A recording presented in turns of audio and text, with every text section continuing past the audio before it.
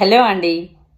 ఈ రియల్ ఎస్టేట్లో గెలిచేది బాగా డబ్బున్నోళ్ళు కాదు, సరైన సమయంలో నిర్ణయం తీసుకున్న వాళ్ళు. దానికి ఒక ఉదాహరణ చూద్దాం. 2010లో ఒక ఫ్లాట్ ఒక పర్సన్ తీసుకున్నారు. ఇంకొక పర్సన్ ఏం ఆలోచిస్తాడు? ఈ టైంలో నా దగ్గర డబ్బు లేదు, డబ్బు ఎక్కువ సంపాదించిన తర్వాత ఫ్లాట్ తీసుకోవాలనుకుంటాడు. తీరా 2-3 ఇయర్స్ తర్వాత, లేదంటే 5 ఇయర్స్ తర్వాత సేమ్ అదే ఫ్లాట్ ఆ పక్కనే ఇంకో ఫ్లాట్ తీసుకోవాలనుకుంటే దానికి డబల్ కాదు, త్రిబుల్ అయ్యే ఛాన్స్ కూడా ఉంటుంది. అంటే ఆ టైంలో చేతిలో అమౌంట్ లేకున్నా కొంత పక్కన తెచ్చుకొని అడ్జస్ట్ అయ్యి తీసుకున్నా సరే ఈ టయానికి మంచి యూజ్ ఉండేది.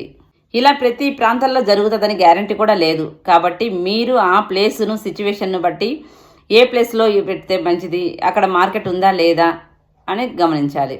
అంటే మార్కెట్ అనేది కొంచెం పెరగొచ్చు, తగ్గొచ్చు, స్థిరంగా ఉండొచ్చండి.